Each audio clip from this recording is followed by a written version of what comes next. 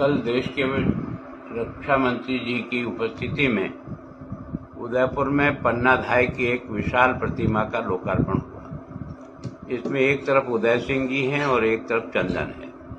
उन दोनों के बलिदानों को तो चित्रित मैंने अपनी भाषण में दोनों के बलिदान को चित्रित किया कि उन्होंने किस प्रकार का मेवाड़ के भविष्य को सुरक्षित करने के लिए अपने दिल के टुकड़े चंदन को भी उन्होंने अपनी आंखों के सामने कटते हुए देखा।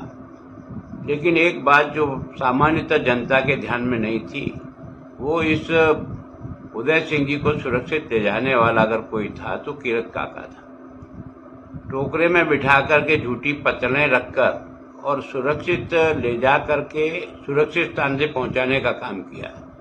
ये जो कीरत काका है, ये इतिहासकारों ने भी इसको कीरत भंगी के रूप में लिखा है।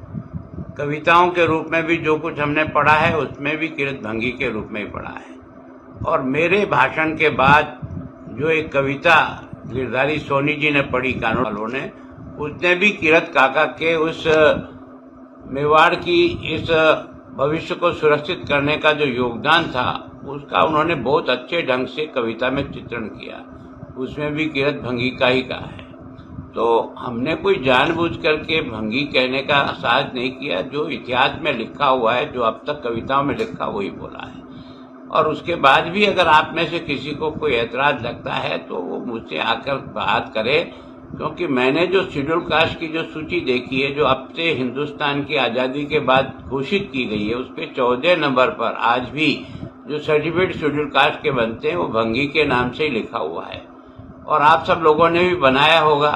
मैं सोचता हूं अगर आपको इतना ही ज्यादा इस पर अपना गुस्सा है तो राज्य सरकार को आग्रह करके इस सूची से ही भंगी नाम को हटा देते तो शायद भविष्य में इसको लोग ये समझते कि इसको बोलना अपराध है, इसलिए लोग शायद नहीं बोलते। मेरा केवल इतना ही भाव था और मैंने तो कीरत काका को हाईलाइट करने का प्रयास किया।